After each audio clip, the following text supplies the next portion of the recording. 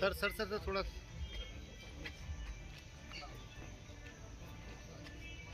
Madam आगे बताना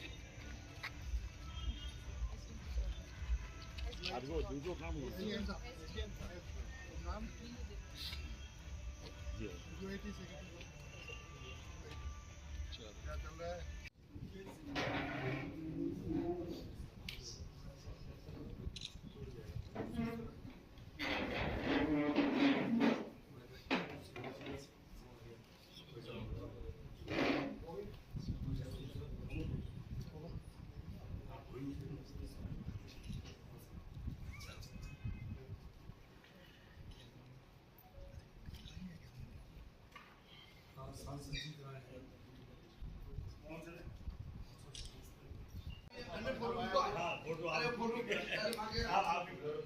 दो ही धरती पूत रहे तो कोई दिक्कत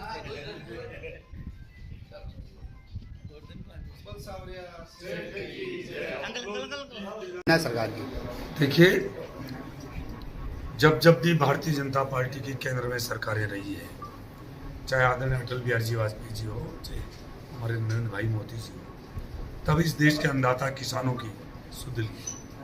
आप रिकॉर्ड उठा के देख लीजिए, 2014 के पहले एमएसपी क्या थी, 2014 से लेकर आज 2024 तक 10 साल में जो एमएसपी बढ़ी है, दोगुनी तिगुनी तक बढ़ी है। मैं एक सैंपल के लिए बाजरे की बात करूँ, पूरे देश में सबसे ज़्यादा बाजरा राजस्थान में होता है। 2014 के पहले 1250 रुपये बाजरे की एमएसपी थी, आज 2625 रुपये। कितना, जो 10 साल में जो एमएसपी बढ़ी है। इसी तरह से देश की आज़ादी के बाद यदि एमएसपी बढ़ती तो आज इस देश के अन्नदाता किसानों की हालात इतनी खराब नहीं रहती। परंतु 55-60 साल तक केंद्र और राज्यों में सरकारें दी जिस पार्टी ने, कांग्रेस ने, उन्होंने कभी किसान की सुध नहीं ली, सिर्फ किसान को बरगलाने का काम किया। उन्होंने किसान की कभी चिंता नहीं करी। उन्होंने गरीबी मिटाने का नारा दिया, गरीबी नहीं मिटाई, गरीब को जरूर उन्होंने मिटाया।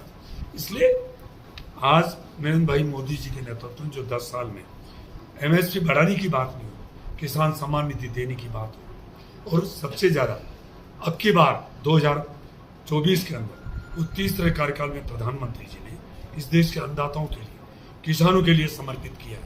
उन्होंने दायित्व संभालते सबसे पहले किसान सम्मान निधि के ऊपर उन्होंने हस्ताक्षर किए। फिर 18 जून को 14 जो किसानों की फसलें हैं उनकी एमएसपी बढ़ाने का काम किया। 18 जून को 9.5 करोड़ से ज़्यादा जनता को, किसानों को 20,000 करोड़ से भी ज़्यादा किसान सम्मान निधि देने की बात करी।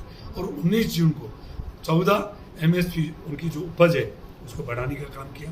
इतना ही नहीं है, मैं कह रहा हूँ इस देश की आज़ादी के बाद पहले दफे जो स्वामीनाथन जी की जो रिपोर्ट थी उसके आधार पर मसूर, तुअर और उड़द, 3 जो दलहन की फसलें हैं उनको 100% भारत सरकार एमएसपी पे खरीदने का वादा किया, घोषणा की है।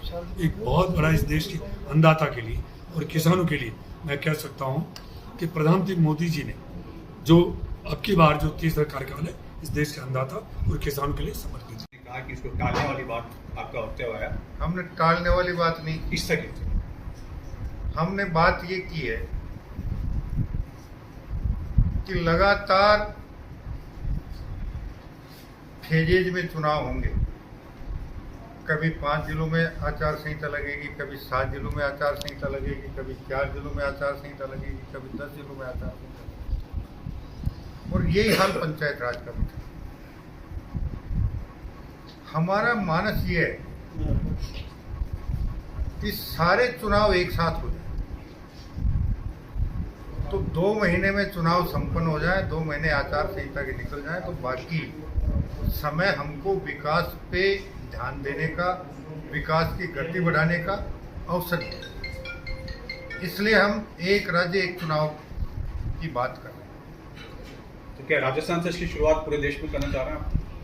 अब प्रदेश, हम तो राजस्थान की बात कर सकते हैं, बाकी तो प्रदेश अपने अपने हिसाब से करेंगे, उसके बारे में तो क्या कह सकते हैं। लेकिन आपको लगता नहीं कि पूर्ण गठन और वापिस से पंचायत चुनाव, उन दोनों चुनाव एक साथ करना अपने आप में बड़ी चुनौती होगी?